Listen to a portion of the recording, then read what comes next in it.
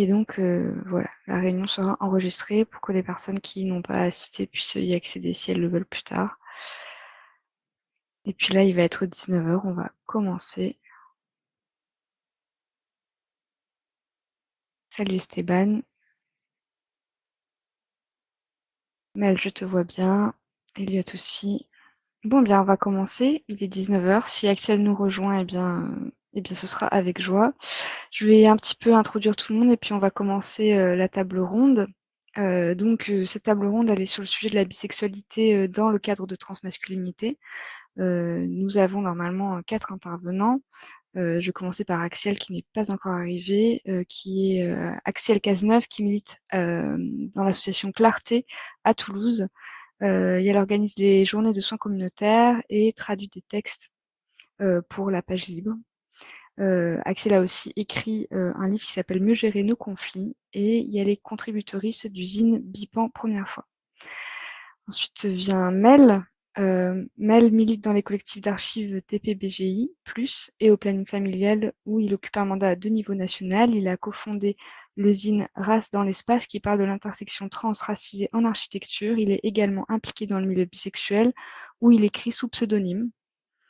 Nous avons Elliot qui est militant et psychologue au sein d'une antenne LGBT.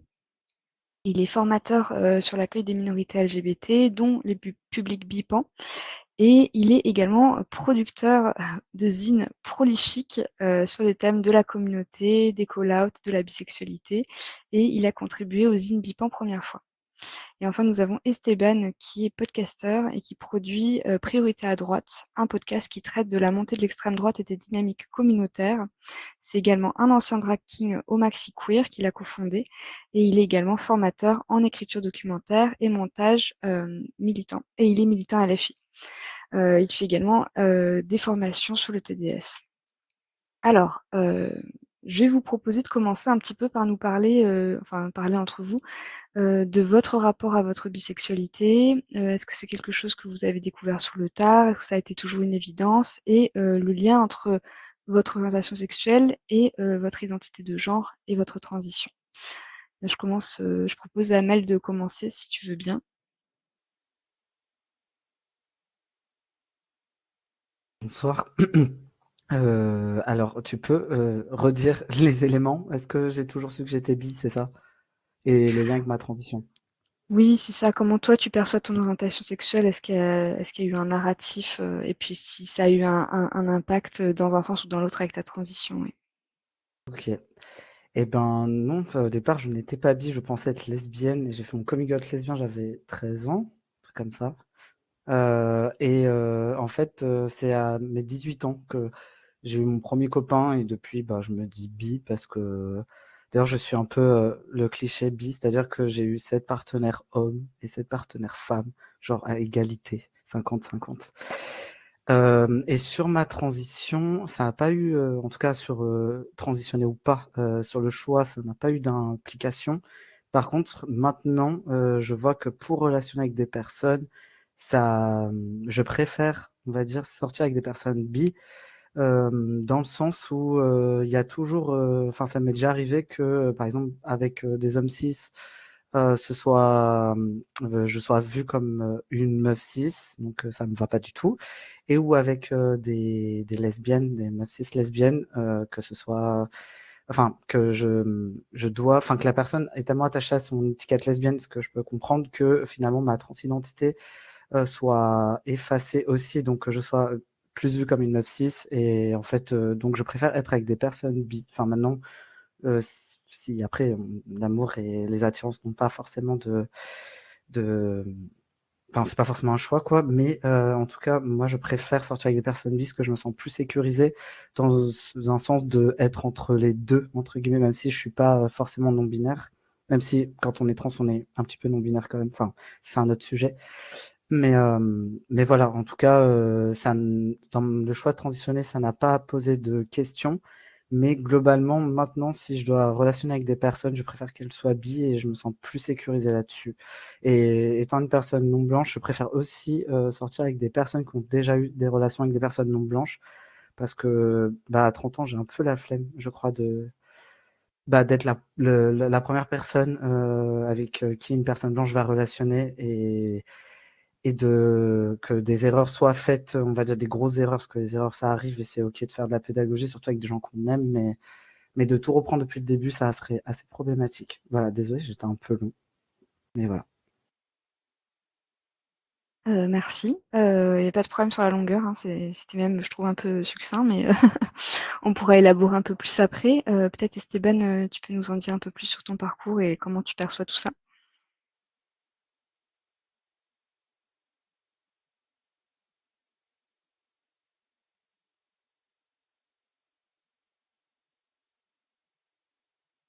Ah, on a perdu le signal. Elliot, est-ce que tu veux prendre le relais en attendant? Je vais parler vraiment à 3 millimètres de mon micro, mais vous me dites si c'est vraiment inaudible. Est-ce que j'ai toujours été bi? Oui. Est-ce que j'ai toujours dit que j'étais bi? Non. Parce que moi, si je me souviens bien dans l'ordre, je me suis fait un coming in bi, je devais avoir 14 ans, mais je n'ai pas fait de coming out bi du tout. J'ai fait un coming out lesbien assez rapidement après à tout le monde. Donc sur un truc de biphobie intériorisée assez clair. Donc je le savais, mais j'ai dit autre chose, et puis je me suis raconté que c'était autre chose, bien qu'ayant été complètement bi dans la pratique depuis cette époque de manière très claire, mais enfin c'est comme ça. Et après j'ai fait des trucs très bi, je pense. J'ai tergiversé sur mon étiquette. Après, quand j'ai transitionné, je pense que j'ai commencé à pas utiliser d'étiquette pour mon orientation sexuelle, ou à continuer à dire que j'étais lesbienne parce que je me voyais pas me dire hétéro à aucun moment. Je trouvais ça super chelou. Donc c'était un moyen de rester dans un truc queer, mais enfin bref, ça avait pas trop de sens. Jusqu'à ce que je pense que j'ai recommencé à dire que j'étais bi quand on est devenu amis à peu près, hein. Donc c'est à dire ta grande influence sur la communauté bi française. C'est grâce à toi que les gens font des coming out bi finalement. Donc ouais, je pense que c'est à ce moment-là que je l'ai vraiment récupéré, réutilisé, parce que fondamentalement ça correspondait à qui j'étais et à mon premier coming out, enfin premier coming in où finalement j'avais raison, quoi. Donc voilà un peu pour l'historique bi, sachant que j'ai 30 ans maintenant pour les gens qui me connaissent pas, donc c'était il y a 16 ans le début. Et par rapport à ma transidentité, est-ce que ça a eu un rapport, pas de rapport? Bah je pense que le fait de plus être et de plus être perçu comme une meuf, et du coup d'avoir à me repositionner dans c'est quoi mes relations avec les meufs, c'est quoi mes relations avec les mecs, et de me dire non, définitivement je me sens pas hétéro à aucun moment. Ça m'a amené à utiliser un peu l'étiquette lesbienne en étant un mec, mais en fait je sentais bien que c'était déjà pas juste quand j'étais une meuf, mais c'était encore moins juste quand j'étais un mec. Et du coup ça fait partie des trucs qui m'ont facilité le fait de retourner sur l'étiquette bi, qui était en fait celle qui convenait depuis le départ, mais que j'avais mise un peu dans un coin en mode voilà, tu restes là et, et tu attends. Sachant que moi, j'ai pris conscience que j'étais attiré par les meufs à 14 ans en lisant Le bleu est une couleur chaude, qui est une BD fondamentalement biphobe. Je sais pas si vous vous souvenez du narratif, mais en gros, c'est quand même. Bon, déjà, il y a du grooming, enfin, il n'y a rien qui va dans cette BD, mais. Donc, il y a le grooming d'une meuf lesbienne plus âgée sur une meuf plus jeune, donc une meuf majeure sur une meuf lycéenne mineure. Et cette meuf mineure, elle est bi, et à un moment dans l'histoire, désolé, je vous spoil si vous l'avez pas lu, mais bon, c'est sorti il y a 30 000 ans, donc j'espère que ce sera pas un enjeu majeur. Et à un moment, en fait, cette meuf bi trompe du coup cette meuf avec un mec, et la meuf plus âgée lesbienne lui dit que c'est la pire des trahisons, en fait. Elle l'aurait trompé avec une meuf, ça aurait été moins grave que si elle avait trompé avec un mec, quoi. Enfin, il y a vraiment un truc, il y a vraiment ce truc-là, et donc bref, elle la fout dehors, et ça finit pas hyper bien. Mais bon, bref, elle est giga biphobe, cette BD, bien que le terme bisexualité soit jamais employé, mais ce qui est biphobe aussi, en fait, finalement. Et c'est ça ma première représentation bi, et c'est sur ça que j'ai fait mon coming in, où je me dis que c'est quand même pas, c'est peut-être anecdotique, mais je trouve c'est pas si anodin que ça finalement, que la représentation que j'ai eue à l'époque, elle était quand même bien foirée, quoi. Voilà pour moi. Merci. Esteban, c'est bon, on t'a à nouveau. Est-ce que Ouais, tu c'est veux bon. partager un peu, toi, comment tu perçois ça, rebondir éventuellement sur ce que les autres personnes ont dit, mais d'abord, toi, comment c'était, Mm. comment tu te sens aujourd'hui? Bah écoute, je pense qu'il y a pas mal de points communs avec ce qu'a dit Elliot, même si j'ai loupé le début vu que j'étais déconnecté. Euh, En fait, c'est marrant parce que moi, j'ai commencé ma sexualité à 15 ans avec des hommes en pensant que bah, j'étais hétéro comme tout le monde. Et puis très très vite, en fait, j'ai ressenti une attirance pour les filles. Donc très très vite, je me suis dit bi, et puis très très vite, une fois que j'ai commencé à avoir une sexualité avec des filles, j'arrivais plus du tout à en avoir avec les garçons. Donc en fait, je me suis définie lesbienne pendant 15 ans à peu près de ma vie, sans avoir de nouveau de relations avec des hommes jusqu'à maintenant, jusqu'à très récemment. J'ai commencé ma transition à 28 ans, j'en ai 30 aujourd'hui. Et c'est en commençant ma transition que j'ai ressenti des changements dans mes désirs et dans mes attirances sexuelles. Ce qui était assez perturbant parce que quand pendant 15 ans les choses sont assez fixes, que d'un coup ça change, ça m'a pas mal... Et oui, on a tous les 3 30 ans. Ça m'a pas mal fait cogiter, mais je me sentais pas d'expérimenter dans la vraie vie tout de suite. J'avais besoin d'expérimenter moi dans ma tête d'abord. Et donc c'est assez récent finalement que là j'assume ma sexualité aussi dans la pratique et que je m'approprie le terme bi. Alors voilà, c'est vraiment hyper récent. Et quand je dis hyper récent, c'est que ça fait 2 mois quoi. Voilà. Donc au début de ma transition, je restais attachée au terme lesbienne, parce que je me suis construit pendant 15 ans en tant que lesbienne, donc c'est quand même pas rien dans une vie. Parce que ma copine est lesbienne, et que c'est pas parce que j'ai transitionné pendant notre relation qu'elle est moins lesbienne. C'est pas parce qu'aujourd'hui elle est avec un mec trans qu'elle est moins lesbienne. Et ça, c'est des choses sur lesquelles on s'est déjà fait attraper, surtout elle. Mais voilà, enfin ça ne change rien, enfin voilà. C'est pas transphobe que ma copine soit lesbienne et qu'elle le dise, quand bien même certains le penseraient. Et du coup, je suis restée attachée à ce terme au début de ma transition, c'était important pour moi, et au fur et à mesure, ça faisait de moins en moins sens. Et j'avais besoin de trouver autre chose. Donc aujourd'hui, j'alterne entre bi, gay, parce qu'il y a des circonstances dans lesquelles, en fait, bi ne fait pas sens pour moi et je me sens vraiment gay. Voilà. Je suis encore en exploration, je suis encore en recherche. Voilà. Eh bien, merci. Donc, effectivement, on a des points communs, mais on a aussi un petit peu des différences. Je vois, je trouve ça intéressant que tu évoques le fait que tu as toute une période de ta vie où tu te sentais vraiment pas de relation avec les hommes. Euh, je tiens à dire, parce que c'est quelque chose qui est pas très, enfin, c'est quelque chose qui souvent est un peu occulté dans la communauté. On peut avoir des changements d'orientation, c'est des choses qui arrivent aussi. Et du coup, enfin, il y a des gens qui disent non, mais la personne a toujours été bi. Bah, en fait, c'est pas forcément le cas de tout le monde. Et donc, il y a des personnes qui sont bi et qui le comprennent pas, mais il y a des personnes qui réellement juste ont de très longues périodes de leur vie où ce n'est pas le cas. Je voulais revenir un petit peu sur ce que tu disais, Mel. Tu as dit on est un peu non-binaire, c'est un autre sujet, on pourra l'aborder. Est-ce que tu veux un peu élaborer et Esteban, Elliot, n'hésitez pas non plus à élaborer sur cette question. Qu'est-ce que vous en pensez Est-ce que en tant que personne trans, vous êtes un petit peu non-binaire? J'espère ne pas être cancel en disant ça, mais en soi, un corps trans, pour moi, n'est pas un corps binaire. Et justement, c'est aussi pour ça que je suis plus à l'aise à relationner sexuellement et amoureusement avec des personnes bi, parce que les différents corps peuvent leur plaire et mon corps n'est pas tout à fait celui d'un mec cis, tout à fait celui d'une meuf cis, et entre les deux.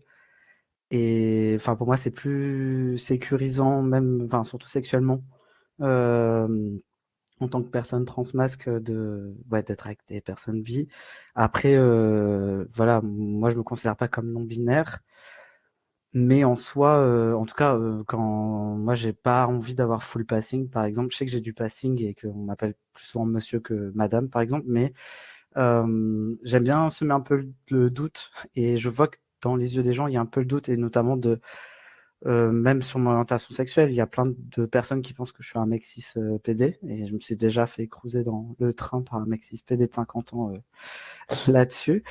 Mais ouais, c'est juste une question de corps, de savoir comment on fait aussi, parce que quand on est bi et que on aime et qu'on sait comment s'occuper de plusieurs parties génitales, plusieurs zones érogènes, etc., qu'on n'a pas peur des poils, etc., moi je trouve ça plus aidant. Après, il y a des personnes qui ont une identité sexuelle monosexuelle, donc homo ou hétéro, et qui en fait ont des pratiques bi dans la sexualité. Mais ça, c'est autre chose. Et pour le coup, j'ai jamais été confronté dans ma vie personnelle à ces personnes, mais en tout cas, je serais ouvert à la discussion là-dessus. Voilà. Elliot, Esteban, qu'est-ce que vous en pensez de votre côté? Bah ouais, je suis assez d'accord. Moi, j'ai un peu de mal avec l'idée qu'il puisse y avoir des transbinaires ou des transitions binaires. Enfin, le rapport au genre est tellement spécifique quand on est trans. J'ai du mal, même si moi je suis vraiment ce qu'on appelle stealth, c'est-à-dire que j'ai un bon passing, un bon cis passing. Euh, J'arrive pas à me considérer binaire pour autant. Enfin voilà, c'est différent pourtant de la période où je me disais non binaire, voilà, mais je me considère homme avant tout. Mais je sais pas, j'ai du mal avec l'idée qu'il puisse y avoir des transitions binaires. Voilà. Et pareil dans la sexualité, moi je trouve que, enfin, ce que tu disais tout à l'heure, Flora, on n'est pas forcément bi dès le départ. Moi j'ai beaucoup de mal avec l'idée qu'il faille forcément être en cohérence toute sa vie dans son identité de genre et dans sa sexualité, et qu'on attende de nous qu'on retrace notre parcours avec beaucoup de cohérence depuis l'enfance. C'est ce qu'on attend de nous quand on fait une demande de changement d'état civil, quand on fait une demande d'accès à l'hormonothérapie, par exemple. Il faut qu'on justifie que depuis l'enfance, c'est présent. Alors oui, ça peut être le cas, mais ça demande de remettre en cohérence des choses où, en fait, moi, personnellement, dans ma vie, dans ma sexualité et dans mon identité de genre, il y a des fractures, en fait. Voilà, j'ai eu 15 ans de vie lesbienne, ça me rend pas moins trans aujourd'hui, ça me rend pas moins bi aujourd'hui.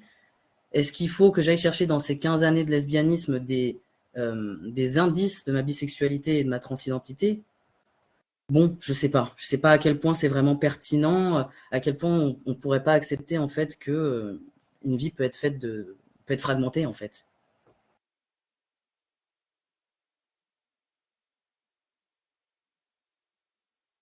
Elliot, c'est ton tour. Oui, j'allais As-tu des trucs à dire? je rapproche mon micro. Qu'est-ce que je voulais dire? En fait, pendant que tu parlais, Mel, de notamment de l'aspect, tu préfères sortir avec des personnes bi parce que tu trouves ça plus sécurisant. J'ai réfléchi en mode: «Attends, dans les partenaires sexuels que j'ai eus», en fait, il y a pas de personne mono, donc je peux pas, je peux pas me dire: «Est-ce que c'était mieux avec les bi ou avec pas les bi?» C'était que des bi. Donc voilà, comme ça, c'est réglé. Donc je pense que d'une certaine manière, ça a pas été un choix conscient de ma part, mais le fait est que ça s'est fait comme ça, et je pense que c'est pas, complètement anodin. Et sur l'usage du terme non binaire, moi je me suis défini comme non binaire pendant la majeure partie de ma transition, ouais, depuis le début jusqu'à il y a 1 ou 2 ans. Je me suis défini comme non binaire et puis j'ai arrêté. J'utilise vraiment homme. Est-ce que ma transition est binaire? Je sais pas, je ne sais pas répondre à cette question. Mais après, moi je me définis comme homme et comme homme trans à des moments, enfin à des moments. Je ne dis pas que je suis trans partout tout le temps, mais enfin, voilà, je peux le dire quand c'est justifié par le contexte. Mais après, moi, j'ai peut-être une définition du terme homme qui est assez englobante et pas binaire non plus. Donc, au final, je pense qu'on revient un peu au même sur le truc de toute façon. On essaie de faire 2 boîtes binaires, mais dans tous les cas, ça marche pas parce que les gens, ils dépassent toujours un peu par des bouts, quoi. Et voilà, de manière plus générale, ouais, je sais pas trop par rapport à non binaire. Moi, j'utilise plus pour moi, mais j'ai rien contre ce terme en particulier. C'est juste, à un moment, ça m'a parlé, maintenant, ça me parle moins, quoi. Merci. OK, intéressant. Moi, je me posais des questions, par rapport, en fait, par rapport à la bisexualité, on a quand même, on a des bisexualités, ne serait-ce que quand on sépare l'expérience des hommes et des femmes. C'est-à-dire que les femmes, elles ont une bisexualité qui est composée d'une forme hétéro et d'une forme lesbienne, et les hommes, en tout cas, quand on pense aux hommes cis, ils ont une bisexualité qui est plutôt, composée, de relations hétérosexuelles qu'ils ont avec des femmes et de relations homosexuelles qu'ils ont avec des hommes. Du coup, ma question, je m'interrogeais, quel est votre rapport justement à ce changement? Est-ce qu'il y a une forme de fluidité, interpénétrabilité entre le milieu lesbien, gay? Qu'est-ce qui reste de l'hétérosexualité? Parce que déjà, je crois que c'est Esteban qui a dit que du coup, ça ne faisait pas sens non plus, cette notion d'hétérosexualité dans un couple qui en fait était composé, enfin, d'une femme a priori lesbienne et d'un homme trans. Quelle est comment vous voyez ça, vous, en tant que personne qui a transitionné? Est-ce que les frontières sont nettes?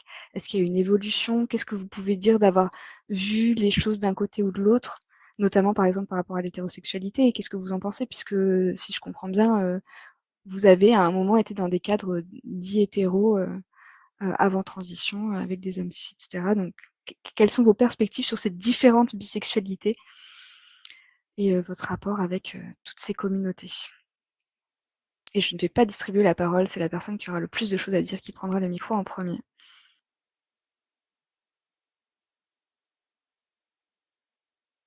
Vas-y, non, vas-y. Ça a été plus rapide. Non, bon, on va se battre pour pas prendre la parole. Qu'est-ce que je voulais dire? Bah, sur l'hétérosexualité, alors, je trouve que c'est pas. Moi, j'ai eu donc une relation qui était théoriquement hétérosexuelle, donc avec un mec cis. À un moment, je m'identifiais comme une meuf cis, mais qui était bon par ailleurs dans un truc de grooming, donc c'était complètement abusif par tous les bouts. Après, j'ai eu une autre relation avec un mec cis, à un moment où j'avais fait mon coming out en tant que mec, mais qui était tout aussi abusif par d'autres aspects. Donc finalement, j'ai pas vu beaucoup la différence entre le moment où c'était censé être hétéro et le moment où c'était censé être homosexuel, parce que dans tous les cas, c'était merdique. Et donc, ouais, moi, je pense qu'il y a vraiment l'aspect où, comme j'ai vécu vraiment pas mal de violences dans plusieurs relations sentimentales ou sexuelles, et que ce soit des contextes lesbiens, des contextes gays ou des contextes hétéros, en définitive, effectivement, je me dis, bon, dans tous les cas, ça peut être merdique partout, ça peut être bien partout, j'imagine aussi, mais du coup, j'ai un peu un truc de j'ai moins que plein de meufs féministes, pour le coup, ce truc très clair de les violences conjugales, c'est des mecs qui violentent des meufs, ce qui est par ailleurs statistiquement vrai aussi, mais pas que. Enfin, moi, je suis plus du côté mais pas que, quoi, par rapport à mon expérience perso.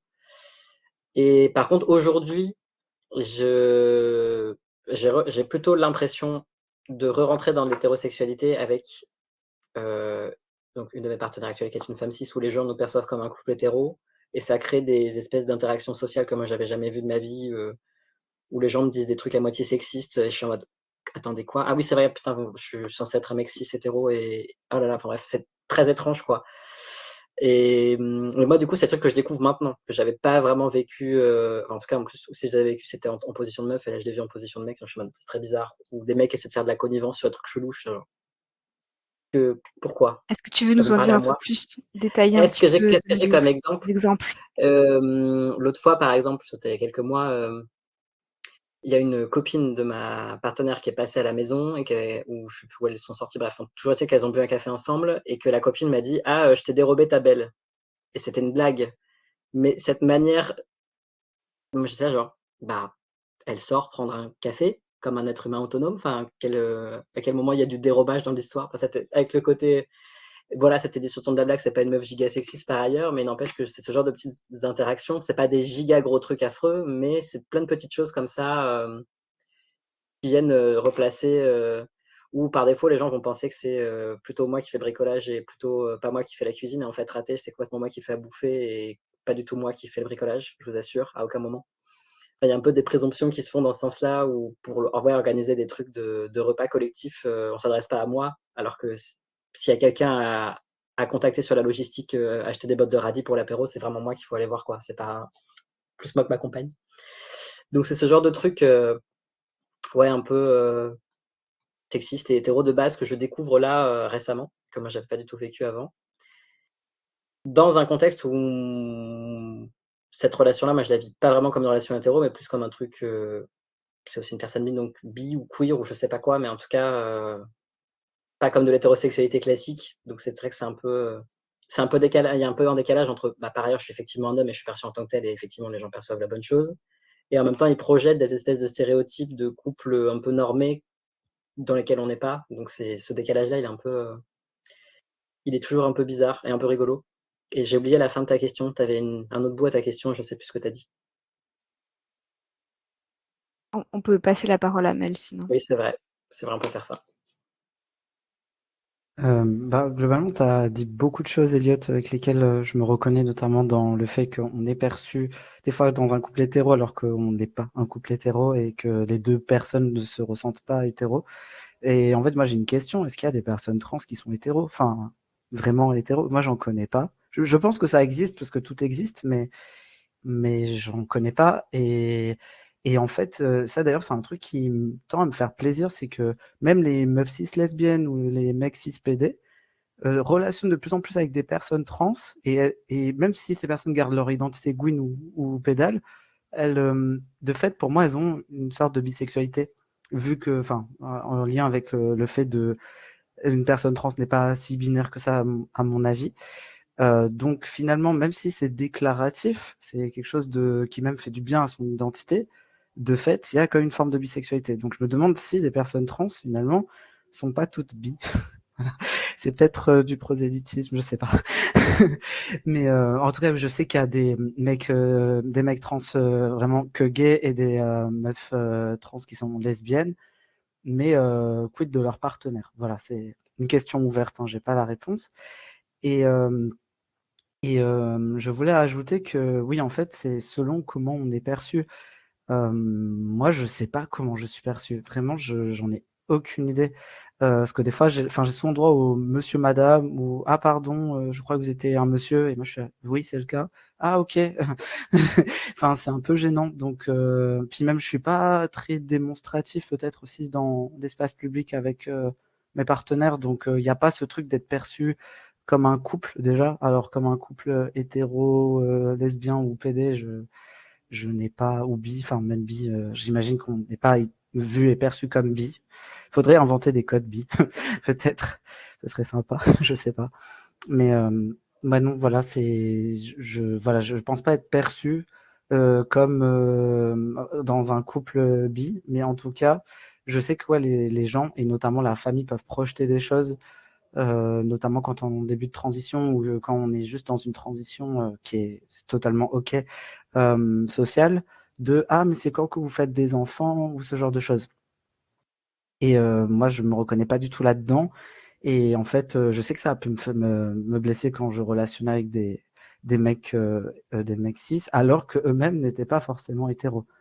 Donc en fait, ça aussi, ça niait leur bisexualité, et ça me fait penser à ce que tu disais, Floralie, sur il y a deux types de bisexualité différentes selon un homme ou une femme, et c'est vrai que la bisexualité des hommes, elle est très soit tu es hétéro et homosexuel, mais tu n'es pas bi, et je me demande si c'est un peu la même chose pour les mecs trans. Voilà. Est-ce que tu peux expliciter ta dernière question? Qu'est-ce que tu entends par tu te demandes si c'est pas la même chose avec les hommes trans, c'est-à-dire? Bah, est-ce que les hommes trans, est-ce que finalement on les perçoit comme des fois hétéros et des fois lesbiennes, ou est-ce qu'on les perçoit comme bi? Sachant que les mecs cis bi, ils vont être bah, soit hétéros, soit homo, ou par exemple, c'est être un mec hétéro dans son mariage, mais qui couche des fois avec des hommes. Mais ça va pas être vu comme bi. Enfin, c'est ce que tu disais au départ pour introduire la question, et je me Ok, demande si c'est pareil pour les mecs trans. Voilà. ok, ok. Ah bah, je ne sais pas. Je trouve ça intéressant parce on a vraiment on a des discussions par rapport aux partenaires, et vous avez des profils qui sont un peu différents dans le sens où Elliot et Mel, vous avez rapporté que vous, alors Elliot sans faire exprès, mais Mel, une préférence pour les partenaires bi, alors qu'Esteban, lui, est en couple avec une femme lesbienne. Et donc du coup, j'imagine a un autre point de vue sur la question. Euh, Ah, Esteban, il faut remettre le micro. Non, mais c'est juste que ma partenaire est en face de moi et je la vois réagir, donc du coup, je lui dis alors lesbienne ou bi? Voilà, donc Grosse oui. voilà. Voilà, du coup, autant qu'elle le dise elle-même.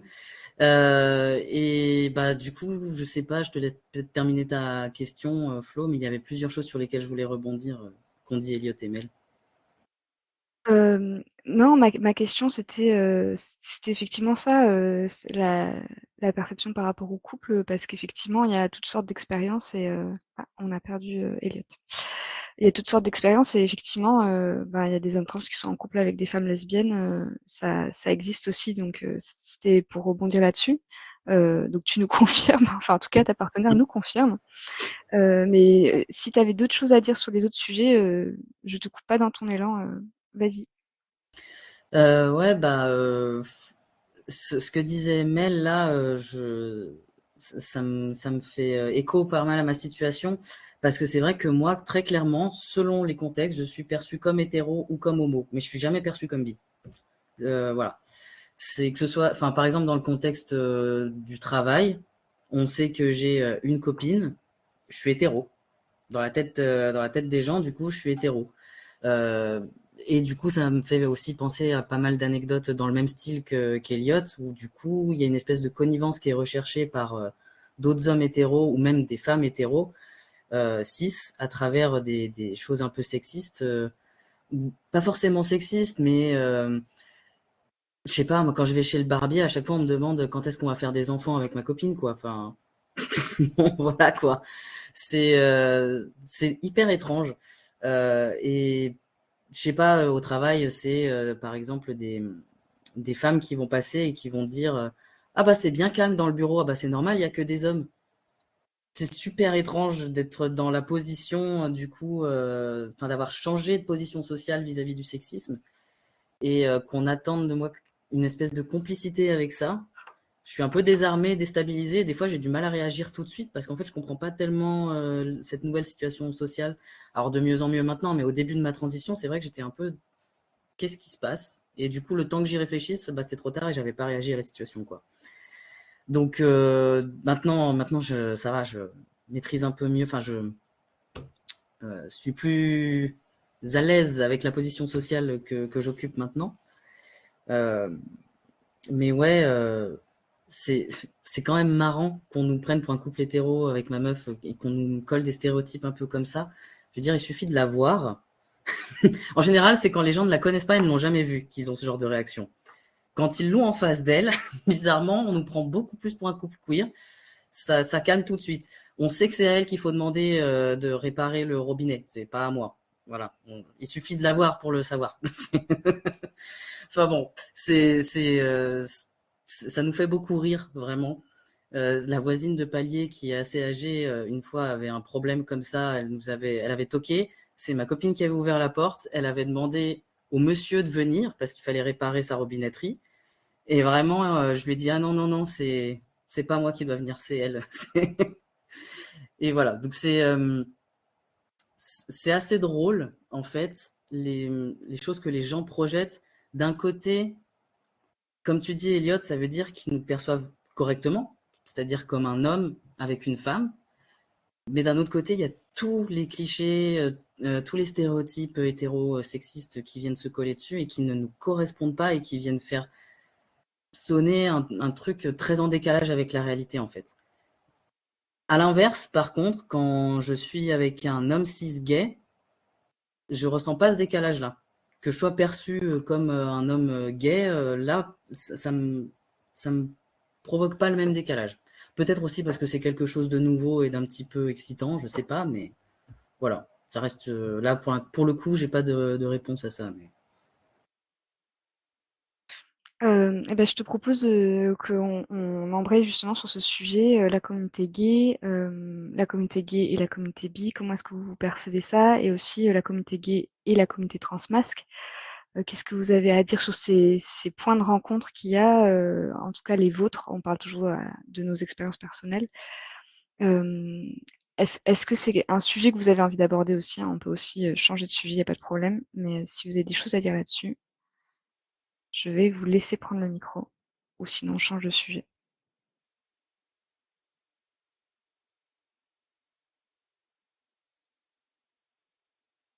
J'ai gagné, j'ai appuyé plus vite. Moi, j'ai une vision qui est hyper positive, mais je pense que c'est lié aux espaces gays que je fréquente. Moi, je fréquente un truc qui s'appelle le Web Weekend PD. J'imagine qu'il y en a qui connaissent. C'est des week-ends qui sont organisés 1 ou 2 fois par an, ça dépend un peu des moments, sur des bases autogérées, anarchistes et tout ça. Et c'est donc c'est pas communiqué de manière publique, c'est sur une mailing list où il faut être coopté. Anyway, donc moi, je pense vraiment que ça a été pensé de manière extrêmement bi-inclusive. Enfin, à chaque fois, ils communiquent en disant PD, bi. Enfin, voilà, il y a toujours cette attention-là qui est mise. Et moi, à chaque fois que j'y suis allé, j'ai parlé complètement ouvertement du fait que, en l'occurrence, j'ai une partenaire qui est une femme cis, et ça n'a suscité aucune remarque bizarre, aucune, ne serait-ce que blague, rien. Enfin, vraiment, on sent que oui, je suis là. Et par ailleurs, j'ai des partenaires qui sont des meufs et il y a d'autres gens qui ont des partenaires qui sont des meufs. Et il y a aussi des meufs trans et des personnes trans fun dans ces week-ends qui leur sont ouverts si elles s'identifient comme PD sur des bouts ou complètement. Et donc, du coup, enfin voilà, c'est pas un sujet du tout, quoi. Donc, moi, pour les bouts de communauté gay PD que je fréquente, c'est hyper bi-friendly et il y a aucun problème. J'ai vécu absolument aucune biphobie. Enfin, c'est très, très, très tranquille. Mais j'imagine que c'est pas le cas partout. Mais du coup, moi, les autres endroits, je n'y suis pas. Si je fréquente un autre endroit ponctuellement PD, mais qui est un peu issu, c'est la Dinette Détente, qui est un espace PD, qui est un groupe de parole qui a lieu au Bocal à Rennes, mais qui est plus ou moins une émanation de gens qui se sont rencontrés au web. Donc, bon, bah, c'est sur les mêmes bases. Donc, les gens sont très mimous aussi. Et pareil, c'est pas un sujet, c'est tranquille, quoi. Donc, j'ai de fait pas grand chose à en dire parce que vraiment, c'est pas un sujet, quoi. C'est PDB et tout le monde est OK avec ça. Merci. Ben, Vas-y, et Mel. ben, tout pareil, moi, dans les milieux PD que. Bah, déjà, je pars du principe que j'ai du mal avec les non-mixtés Flinta, par exemple, ou enfin, sans mec cis, et qu'il y ait aussi genre les mecs cis gays dedans, parce que ça veut dire que si on a un mec trans avec trop de passing, ou une meuf trans avec pas assez de passing, entre guillemets, selon une norme totalement arbitraire et violente, on ne peut pas être dans ces espaces. Donc moi, j'aime bien être avec mes potes pédales. Et d'ailleurs, à un moment dans ma transition, il y a peut-être 3-4 ans, je disais que mes pronoms c'était il, mais elle, le féminin PD. Parce que je trouve enfin, en tout cas, moi, avec mes proches PD, on se genre au féminin. Et je trouve que là, c'est grave OK. Alors que si c'est Ginette et André random normie, ça va me cringer. Mais pour le coup, en non-mixité PD, je trouve ça cool. Et globalement, après, moi, j'ai pas forcément, je sais pas comment ça se passe dans les milieux de drague, donc, enfin, de drague passant de drag king, drag queen et drag queer, mais de draguer relationné spéciaux, quoi. Mais donc, j'aurais pas de partage à faire là-dessus. Mais en tout cas, ouais, j'ai l'impression que c'est même pas ouais, une question de avec qui tu couches et comment, c'est plutôt bien inclusif, quoi. Voilà. Ouais, j'ai un peu la même expérience du milieu PD. Pour moi, c'est hyper bi inclusif, hyper trans inclusif aussi. Oui, j'ai déjà eu affaire à de la fétichisation, mais bon, en dehors de ça, enfin, déjà, c'est pas vraiment ce que j'ai eu le plus. C'est plutôt anecdotique en vérité. Non, moi, j'ai trouvé beaucoup d'inclusion, beaucoup de.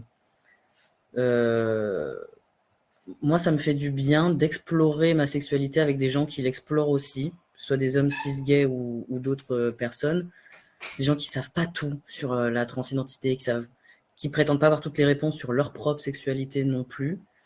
Et du coup, on s'autorise à essayer des choses, à être curieux, à être parfois maladroit, à faire des erreurs, à apprendre à se connaître ensemble, en fait. Et j'ai vraiment, enfin moi, ça me fait beaucoup de bien. C'est très libérateur pour moi aussi d'être en contact avec des hommes pour explorer ma propre masculinité. Euh, Parce que ouais, les milieux Flinta, je partage la critique. Hein, c'est très excluant en fait. Et ouais, voilà, c'est assez excluant. En fait, on manque de. Moi, j'ai beaucoup été dans les milieux lesbiens, en non-mixité, machin, et je trouve que c'est un vrai manque d'avoir des personnes qui sortent, qui ont une masculinité un peu plus cis ou PD, ou ça manque en fait. Ça manque notamment aux mecs trans parce que du coup, on n'a pas de représentation masculine, parce que du coup, on est un peu perdu.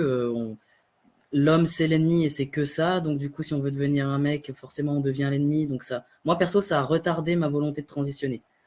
Après, voilà, c'est peut-être un autre sujet, mais je trouve que ça manque quand même.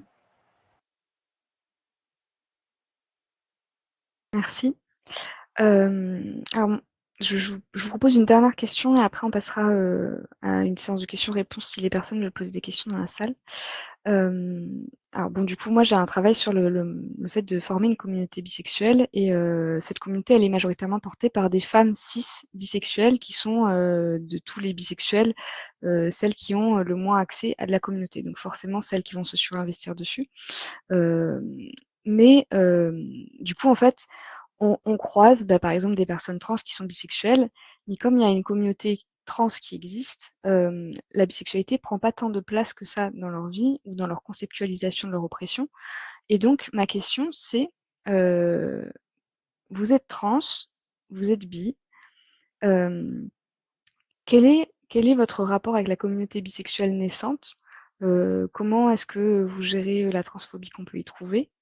Est-ce que c'est des réflexions qui vous ont traversé? Et aussi, est-ce que vous-même, vous vous percevez plus trans que bi? Ou c'est-à-dire, dans les choses que vous devez affronter dans la vie, j'imagine que la transidentité peut peut-être prendre une forme plus importante via la transphobie, etc.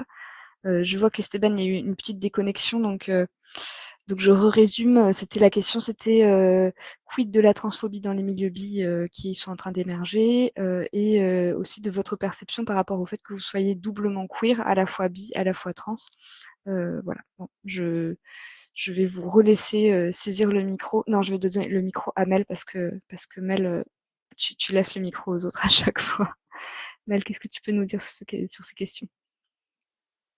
Très bonne question. Moi, je me sens pas dans une communauté bi et j'ai l'impression que j'en ai pas forcément besoin parce que, comme tu le disais pour introduire ta question, j'ai l'impression que les femmes bi souffrent du fait d'être perçues comme hétéro ou que comme lesbiennes. Or, moi, j'ai pas l'impression d'être perçue comme hétéro ou lesbienne. Donc peut-être c'est pour ça que je suis pas à la recherche d'eux, même si je trouve que c'est hyper important et hyper intéressant que en France, il y ait l'émergence de ces communautés-là. Et en vrai, je pense que ça dépend des moments dans ma vie, parce que depuis peut-être 1 an, être trans, enfin, ma transidentité, c'est un peu pas anecdotique, c'est pas vrai, mais par exemple, j'ai un nouveau psy, j'ai oublié de lui dire que j'étais trans, parce que c'est pas un enjeu dans ma vie. Je me réveille pas le matin en disant je suis transsexuel. Je lui fais par le passé, parce que c'était vraiment très important, mais là, ça allait beaucoup moins. Mais en tout cas, c'est peut-être aussi en lien avec ce que j'essaye de faire dans des collectifs d'archives, TPG, TPBGI même, parce qu'on n'oublie pas le B et on n'oublie pas le I. C'est que souvent, enfin, ça fait partie quand même de mon histoire, même si c'est des luttes homosexuelles cis-gays, même si c'est des luttes homosexuelles cis-lesbiennes, je me sens inclus, j'ai l'impression que c'est mes ancêtres dans tous les cas. Et que même si c'est des personnes cis, parce que, enfin, je sais pas, j'ai pas l'impression que c'est un gros enjeu personnellement, mais ça a pu l'être par le passé. Parce que quand on se fait son coming in, qu'on s'essaye à des pronoms, qu'on s'essaye à des styles vestimentaires, etc., qu'on est perçu bizarrement, qu'on a des nouveaux potes, etc., ça peut vraiment prendre beaucoup d'espace mental. Mais là, ça n'est plus le cas. Mais en tout cas, je comprends et c'est dommage que, en tout cas, que la charge est surtout aux meufs cis bi pour faire des communautés bi. Et je pense qu'il y a des questions qu'on devrait se poser. Mais après, moi, j'ai pas l'impression d'avoir fait face à de la biphobie crade à part quand j'étais perçu comme une meuf, en fait. Donc, en tant que mec trans, j'ai pas vécu de biphobie, quoi. Voilà. Enfin, en tout cas, j'ai pas le souvenir. Et peut-être que je vais avoir d'autres éléments qui viendront après, mais là, j'en ai pas plus. Donc, je laisse la parole.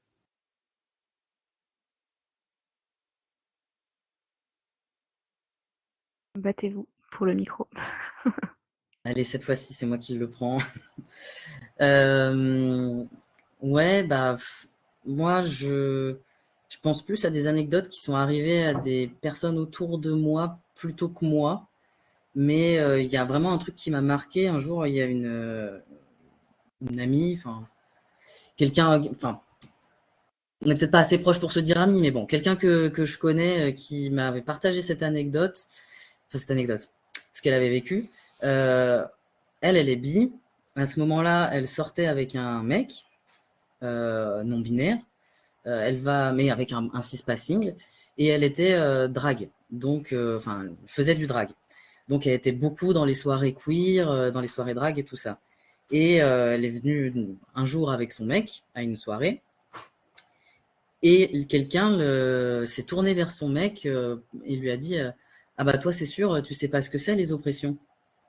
Enfin, un truc, tu ne sais pas qui est la personne en face de toi et tu te permets de faire ce genre de réflexion jugée au faciès en fait.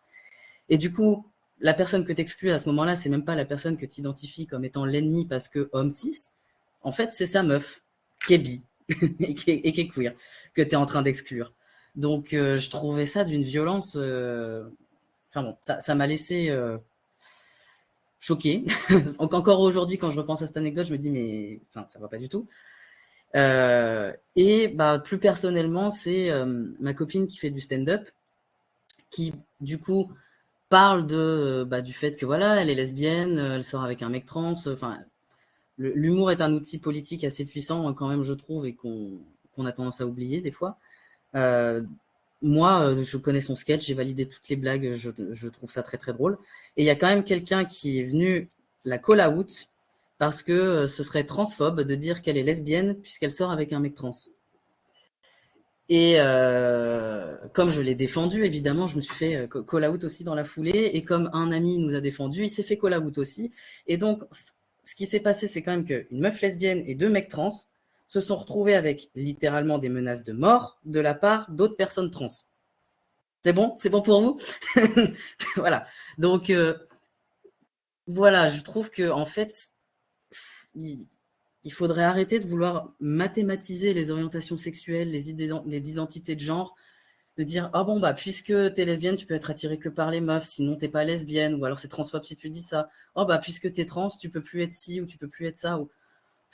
Tout ça c'est fluide, c'est fragmenté, on fait des allers-retours dans tout ça, ça vient influencer l'identité de genre, influence la sexualité influence l'identité de genre. Voilà, je pense souvent à ce petit schéma qu'on utilise dans des formations à la vie sexuelle et affective, qui est très utile dans ce contexte-là, mais il faut savoir aussi que c'est assez limité. C'est le petit bonhomme avec les curseurs sur l'identité de genre, sur l'orientation sexuelle, machin, sur l'expression de genre, et que ces curseurs, ils sont totalement dissociés les uns des autres. Alors oui, mais des fois aussi, ils s'influencent. Et je pense qu'on oublie un peu aussi de dire ça. Voilà, je m'arrête là. Ah, merci beaucoup. C'est vrai qu'en fait, on a des positions des fois très dogmatiques, comme tu dis, mathématiser l'orientation, l'identité, c'est ça qui doit être dit, c'est ça qui doit être fait, en oubliant qu'on a littéralement toutes les configurations dans la communauté. J'ai dû expliquer à ma mère que ma mère qui voulait être soutenante des personnes trans, qui comprenait pas pourquoi je faisais des blagues avec une copine qui se revendiquait lesbienne et PD, en disant bah en fait certaines personnes trans sont ok avec ça et s'identifient comme ça. Elle m'a dit ah d'accord, donc j'ai le droit? Non, pas toi. Ça dépend des gens, mais voilà, bref. Elliot, c'est à toi. Tu vas pouvoir nous délivrer ton, ton opinion sur la question. Et pendant ce temps, je vais ouvrir le chat si les personnes ont des questions à poser. Et on les lira ensuite. Donc, Elliot, nous t'écoutons. Mon opinion sur la question de comment on se sent dans les milieux bi. Alors moi, j'ai pas fréquenté 36 milieux bi dans ma vie. Le seul milieu bi que j'ai fréquenté, c'est le groupe de parole Bipan qui vient de se créer le mois dernier au centre LGBT de Caen, qui est, pour les gens qui ne le savent pas, le meilleur centre LGBT du monde. Voilà, c'est un fait établi par moi-même, donc il est vrai. Non, mais au-delà de ça, nous, notre permis Bipan, elle est portée que par des personnes trans. Je réfléchis, mais ouais, dans les bénévoles, c'est que des personnes trans. Et moi qui suis un peu en soutien derrière, mais qui suis pas du tout animateur principal. Et bah donc du coup, je pense qu'au niveau inclusion des personnes trans, ça devrait aller, ça devrait bien se passer. Mais après, bon, je pense que du coup, c'est un peu atypique par rapport à ce que tu décris sur Réseau Air France, Flo. Donc j'imagine qu'on va pas retrouver forcément les mêmes dynamiques ou les mêmes choses qu'il peut y avoir dans les autres collectifs ou groupes BIPAN qui ont émergé par-ci par-là. Et c'est aussi très lié à comment rigoler notre centre où il est globalement voilà, très trans-friendly depuis longtemps et où il y a beaucoup de bénévoles trans sur différents groupes d'accueil et pas que sur l'accueil des personnes trans. Donc je pense qu'on n'y retrouvera pas du tout du coup les problèmes de transphobie qu'il peut y avoir ailleurs. Et pour le coup, on a pour l'instant en tant qu'animatrice pas de meuf cis bi. Et en tant que public non plus, mais bon, la dernière fois, le public qui est venu, c'était la première fois, c'était 2 personnes, et c'était 2 personnes qui étaient aussi bénévoles au centre, mais pas sur cet espace-là, parce que c'était la première, et que la première, c'est toujours un peu des tout petits trucs où on est 3 et demi, et que des gens du centre qui se connaissent déjà. Donc à voir comment ça évolue, mais du coup, voilà, vraiment très tranquille. Et oui, je crois que c'était juste ça la question, donc voilà, expérience très positive du milieu bi, qui était en une occurrence de 2 heures il y a 3 semaines. Ok, une expérience très profonde et étendue dans le temps. Je te remercie pour ton témoignage scientifique de la situation. Alors, on a commencé à avoir quelques questions dans le chat. Nous avons Lou qui avait plusieurs questions, suivi par Harry. Eh bien, écoutez, je vous propose qu'on commence dans l'ordre. Si vous vous sentez inspiré de répondre, nous avons une question pour Elliot et ou les autres. Comment tu te disais lesbienne tout en ayant des pratiques bi? Moi aussi, dès ma transition, et même après ta transition, tu peux développer les raisons qui amènent certains mecs trans à faire ça. Alors, les raisons qui amènent certains mecs trans à faire ça, je sais pas trop. Je peux parler de moi déjà. Moi, ce qui m'a amené à faire ça, je pense que c'est vraiment un truc de basic biphobie intériorisée que je relie pas forcément à ma transidentité. Je pense vraiment que c'est un truc de me dire lesbienne en étant une meuf, c'était une manière de me dire queer et d'être légitime en tant que queer et plus légitime en tant que queer que en me disant que j'étais bi, parce que j'étais malgré mon absence totale de contact avec un quelconque milieu lesbien ou LGBT de manière plus globale, j'étais quand même dans des trucs de biphobie intériorisée, comme quoi ça vraiment ça imprègne la société au-delà d'être confronté à des manifestations verbales explicites qui disent la bisexualité c'est pas bien, c'est pas quoi, je sais pas quoi. Donc, pour moi, c'était vraiment ça.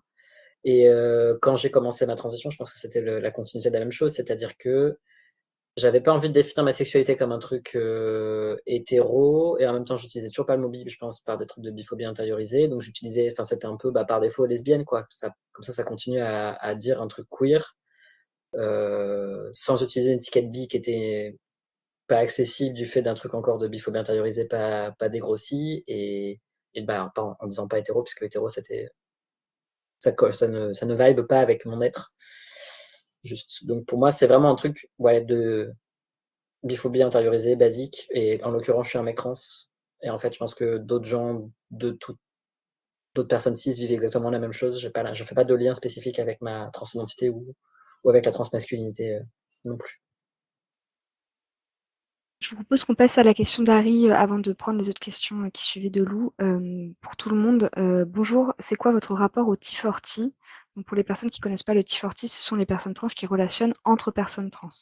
Et le lien éventuel avec votre bisexualité. Alors je propose à Mel de prendre la parole là-dessus si tu as envie, et ensuite Esteban. Moi, je pense Go T40 et je dis ça en tant que personne qui ne l'a jamais pratiqué. Je suis croyant mais pas pratiquant parce que je suis dans des relations très longues moi et donc si c'est avec une personne cis, ça va durer très longtemps et c'est le cas en fait. Voilà. Donc moi, je suis chaud. Enfin, je me dis que par exemple par rapport à mes peurs personnelles de préférer sortir avec des personnes bi ou avec des personnes qui ont déjà relationné avec des personnes non blanches ou qui le sont elles-mêmes, le T40, je pense, c'est sécurisant pour les personnes trans, en tout cas. Mais voilà, je n'ai pas d'autres choses à dire parce que je n'en ai pas l'expérience. Voilà. Esteban, c'était toi. Le T40, qu'en penses-tu? Pareil, je suis croyant mais pas pratiquant. Enfin, je suis déjà sorti avec des personnes non binaires, mais en fait, actuellement, je préfère sortir avec des personnes cis, que ce soit des femmes ou des hommes cis, parce que j'ai pas envie de parler de transidentité tout le temps. Voilà. C'est vraiment pas un rapport à la transidentité de l'autre personne en face, c'est juste que forcément ça va être un sujet. Et en fait, j'en ai pas envie. Voilà. Il y a récemment Jack and June qui a fait un réel sur le sujet sur Instagram. Et je me retrouve totalement là-dedans. Voilà, j'ai juste envie de parler d'autre chose et que ce soit pas central dans la relation, quoi. La question de la transidentité. C'est vraiment juste pour ça. Sinon, go, hein. Elliot, une opinion sur la question?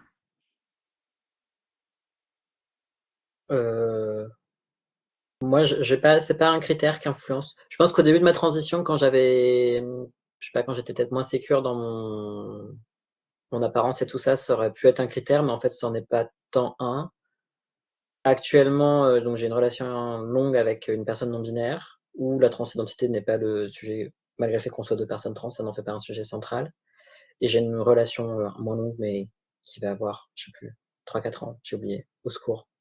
Mon Dieu, elle est dans la table ronde, dans les publics, elle va se foutre de ma gueule quand je vais ressortir de là. Avec une meuf cis, voilà, bon, c'est pas un critère de ouf pour moi aujourd'hui. Après, si ça sécurise les gens, allez-y. Et est-ce que j'en fais avec ma bisexualité? Ne pratiquant pas spécialement avec une intentionnalité, je pourrais pas trop répondre à cette question. Merci. Alors, on a une nouvelle question de Tim et ensuite on remontera à Lou. Salut, je suis transmasque et je relationne avec une meuf et un gars et je relie grave polyamour, bisexualité et transidentité dans mon vécu. Est-ce que ça vous a parlé aussi à un moment? Esteban. J'ai choisi au hasard. Peut-être parce que je faisais ça. Oui, bah oui, puisque du coup, c'est mon cas aussi. Je relationne avec une meuf cis, avec 6, voire plusieurs, mais surtout un pour le moment. Et on est dans une relation non monogame. Alors, polyamour, relation libre, relation ouverte, bon, voilà, peu importe. Ouais, bah oui, c'est lié dans mon vécu. Est-ce que c'est lié en soi? Je ne sais pas. Je pense que ça dépend des personnes. Moi, le fait de pouvoir relationner avec plusieurs personnes en même temps me permet d'explorer ma bisexualité et m'a permis aussi de questionner mon identité de genre à un moment donné. Donc oui, pour moi c'est lié et ça me fait beaucoup de bien aussi. Je pense que par rapport à ma copine, ça fait 3 ans qu'on est ensemble. C'est bon, je dis pas de conneries? Ouais, c'est bon, c'est ça. 3 ans qu'on est ensemble. On a commencé notre relation avant ma transition. Pour elle aussi, de pouvoir... ça me permet de rebondir un peu sur une question de Lou. Continuer à se dire lesbienne, en fait, pour elle, ça fait sens sans que ce soit une manière de me considérer encore comme une meuf, parce que pas du tout. À aucun moment, je ressens qu'elle me considère comme une meuf, bien au contraire. C'est simplement que, on va dire, si on doit remettre des maths là-dessus, on va dire qu'elle est majoritairement lesbienne et que donc, dans le cadre de notre relation libre, c'est vers des meufs qu'elle va aller relationner. Voilà. Mais bon, bah, il se trouve qu'elle est dans une relation avec un mec aussi, en parallèle. Voilà. Je sais pas si c'est un peu clair, si ça a permis de répondre un peu à 2 questions en même temps, mais voilà. Merci. Elliot, polyamour, transidentité, bisexualité. Peux-tu élaborer? Moi, je peux répondre par une anecdote. Je pense que le moment de ma vie où j'ai vraiment l'air bisexuel, et c'est très rare parce que de toute façon tout le monde nous présume tout le temps autre chose que bisexuel, dans la vie, c'est quand je prends des covoites pour aller voir mon partenaire non binaire qui est à Rennes, et où du coup, potentiellement c'est ma compagne de camp qui me dépose au covoite, qui me dit au revoir, et c'est mon partenaire non binaire de Rennes qui me récupère et qui me dit bonjour. Et là, je me dis que, j'ai l'air bisexuel, donc parce que mon partenaire non binaire est perçu comme un mec cis PD par la plupart des gens. Alors, j'ai dit quoi, non binaire? Non, j'ai l'air bisexuel. Et 2, je pense que j'ai l'air d'un gros chacal qui trompe tout le monde aussi. Parce que personne ne pense que le polyamour existe. Voilà. Mais je pense qu'à ce moment précis, la personne qui conduit le blabla est en mode, il se passe des choses et cette personne a des relations avec des personnes de 2 genres en même temps. Voilà. C'était l'anecdote. C'est génial. Alors, je vous propose cette question-là. Alors, c'est une question à Mel. Tu dis que tu n'as plus envie d'une relation avec quelqu'un qui n'est jamais sorti avec une personne racisée. Est-ce que c'est une problématique que tu ressens vis-à-vis des personnes qui n'ont jamais relationné avec une personne trans ou bi? Eh ben, je pense que théoriquement et dans un truc très intellectuel, oui, je dirais 100% oui, parce que par flemme, par peur de la violence et viens, on apprend plutôt à se connaître au lieu que on passe 20 000 ans à éviter que tu dises des bêtises. Mais après, voilà, comme je disais, l'attirance et les sentiments, c'est pas quelque chose qui se contrôle, donc je suis souvent la première personne trans de mes partenaires. Mais et c'est pas forcément des personnes trans non plus, et pareil pour les personnes racisées, il m'arrive surtout de sortir avec des personnes blanches. Mais c'est vrai que souvent, je suis pas le premier, la première personne non blanche avec qui mon partenaire relationne. Donc intellectuellement, je dirais oui. Après, de fait, je vais pas trier sur le volet. Enfin, je choisis pas avec qui je relationne puisque ça vient comme ça, quoi. Et juste, moi, j'ai pas été interrogé sur la question liée entre polyamour et tout ça, mais c'est ok. Vas-y, fonce. Mais juste, je pense que moi, j'ai notamment transitionné pour que quand je suis avec un mec cis, on arrête de nous voir comme des hétéros parce que j'ai jamais été hétéro et franchement flemme. Enfin voilà. Donc je pense que c'est aussi pour ça que j'ai transitionné. Après sur la question du polyamour, moi je me m'identifie pas comme polyamoureux, même si ça m'arrive d'être dans plusieurs relations en même temps, mais c'est pas ce vers quoi je tends en tout cas. J'ai trop d'insécurité pour ça. Mais sûrement que ça doit faire un lien. En tout cas, moi, je vois très bien le lien entre bisexualité et transidentité. Et je pense que ça doit être. J'ai pas vu la table ronde sur transfemme et bisexualité, mais je me demande si c'est pas encore plus fort chez les personnes transfemmes, le lien entre bisexualité et être trans. Voilà. Alors, juste, il y a quelqu'un qui demande est-ce que c'est possible de récupérer l'audio ou les notes de la table ronde de bisexualité transfemme? Oui, ça a été enregistré, c'est en cours de montage. Pardon, j'ai lâché ce que je voulais dire. La question sur le lien entre bisexualité et transidentité, si c'était encore plus fort chez les personnes transfemmes, est-ce que tu peux élaborer ta question, Mel?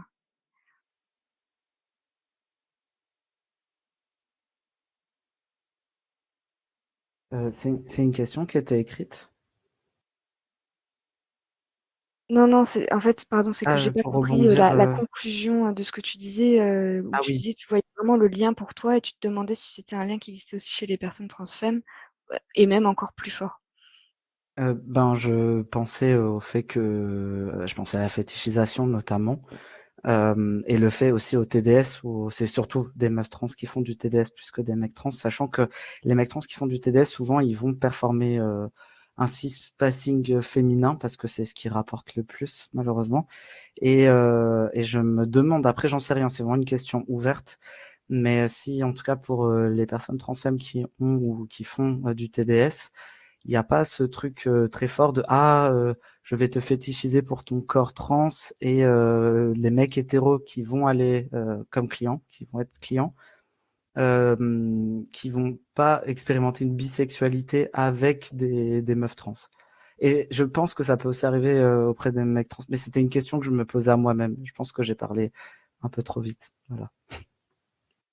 Bon, merci. Du coup, c'était le sujet des fétichistes a été un peu abordé, mais ça n'a pas été plus élaboré dans ce sens-là.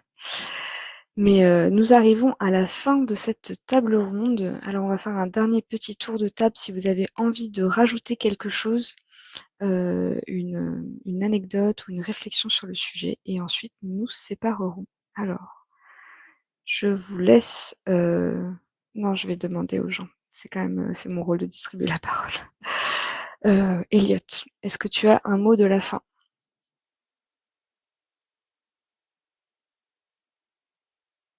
J'allais parler sans avoir ouvert mon micro. Bah moi, j'ai grillé mon anecdote. Ma super anecdote, je l'ai déjà faite, donc je peux pas la rebalancer là. C'est quoi mon mot de la fin? J'ai pas anticipé, donc c'est une bien bonne question. Moi, je pense que ce que j'ai trouvé intéressant, c'est que malgré le fait qu'à des endroits, on pouvait partir d'expériences un peu similaires, finalement, on arrive quand même sur des trucs différents. Enfin, ce que tu disais, Esteban, finalement, à plein d'endroits, les identités, elles sont pas cohérentes, elles s'est fracturées, et ça va pas être cohérent, et on s'en fout, et on n'a pas demandé déjà de nous-mêmes à avoir un narratif qui fait une ligne droite, mais en plus entre différentes personnes qui ont des vécus similaires sur des endroits, mais qui forcément le vivent, enfin, ont une expérience après qui est différente, qu'il puisse y avoir des dissensions, enfin des dissensions, des choses qui sont pas cohérentes les unes avec les autres dans ce qu'on dit, et que c'est pas un problème, et ça devrait pas être un problème. Moi, c'est vraiment on a reperdu Esteban. C'est vraiment ce truc-là que je retiens de tout ce qu'on s'est dit, puisque tout ce qu'on a pu dire a alimenté ce truc sur des bouts, ça se rejoint, et à des endroits, on utilise les mots de la même manière, et à d'autres endroits, non. Et en fait, c'est complètement OK, et ça veut pas dire qu'on est en désaccord, ou qu'il faudrait qu'il y ait une espèce de pensée unique qui vienne unifier tout le truc, quoi. Merci Elliot. Mel, quel est le mot de la fin, l'anecdote finale? J'ai pas forcément d'anecdote, mais en mot de la fin, je dirais vive la bisexualité. Et je pense qu'on est très nombreuses et beaucoup plus qu'on le croit. Et j'ai juste envie de balancer ça dans le sens où, voilà, comme j'aime beaucoup les archives. S'il y a des personnes qui ont ou qui connaissent, qui ont des documents ou quoi sur les liens entre VIH et bisexualité, notamment ça peut être par le biais du TDS ou pas que, par exemple les hommes qui étaient en relation, on va dire officielle hétérosexuelle, mais qui couchent avec des hommes, je suis grave preneur, voilà. Et parce que je pense que, en tout cas, quand il y a eu le pic, enfin quand il y a eu le début du VIH et du SIDA, les personnes bi on a été perçus, mais peut-être sans que ce soit dit comme les personnes bi, comme ceux qui ont contaminé le reste de la population, les normies, quoi. Voilà, donc en tant que fan d'histoire, ça m'intéresse. Voilà, vous pouvez me contacter. Merci. Ah, Esteban a marqué, c'est en anglais, mais une recommandation de lecture Be Notes for a Bisexual Revolution de Sherry Eisner. Merci. Esteban, c'est ton tour, le mot de la fin ou l'anecdote finale. L'anecdote finale, c'est que il faut arrêter de chercher absolument une cohérence et que dans les identités, que ça peut être fragmenté et tout, et j'ai été déconnectée tout le long. Donc je pense que ça illustre parfaitement mon propos. Non, voilà, malheureusement, j'ai pas eu les mots de la fin de Elliot et de Mel. Et du coup, mot de la fin, d'aller voir ce texte qui malheureusement n'est pas traduit. Si quelqu'un se sent de le traduire, ça pourrait être super parce que même en étant à l'aise avec l'anglais, il faut quand même s'accrocher, hein. Mais c'est un des rares textes que j'ai trouvé qui explore les relations entre transidentité et bisexualité. C'est écrit par une meuf trans racisée, il me semble. Donc il y a quand même pas mal de choses qui sont réfléchies ensemble en fait.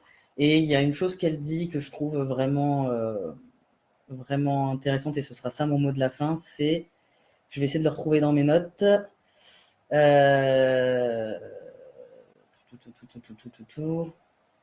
Ah voilà, on devrait plutôt s'intéresser à ce qu'on partage matériellement plutôt que de s'échiner sur des batailles symboliques. Voilà. Merci pour ce mot de la fin. Alors juste pour précision, Shira Eisner est israélienne, c'est une femme cis, mais elle s'est beaucoup appuyée sur les écrits de Julia Serrano, qui est une femme trans. Donc elle parle beaucoup de transidentité, mais enfin, il y a des personnes trans qui parlent puisqu'elle vulgarise ce que les personnes disent sur ce sujet. Mais oui, effectivement. Eh bien, je vous remercie beaucoup d'être venu et d'avoir participé. Je vous propose que nous nous arrêtions là. L'enregistrement continue, donc moi je vais le télécharger et ça sera publié. Et merci encore pour vos participations à cette table ronde. Je vais couper mon micro et puis je vais mettre fin à la réunion. Merci Nous pour avons des gens. l'orga. Merci Eh ben, beaucoup et bonne soirée tout avec le monde. plaisir. Vous avez des merci dans la discussion publique. Les gens vous remercient pour votre participation. Voilà. Allez, je laisse les gens dire merci pendant encore 30 secondes et ensuite je vais mettre fin à la réunion. Merci aux gens d'être venus nous écouter aussi.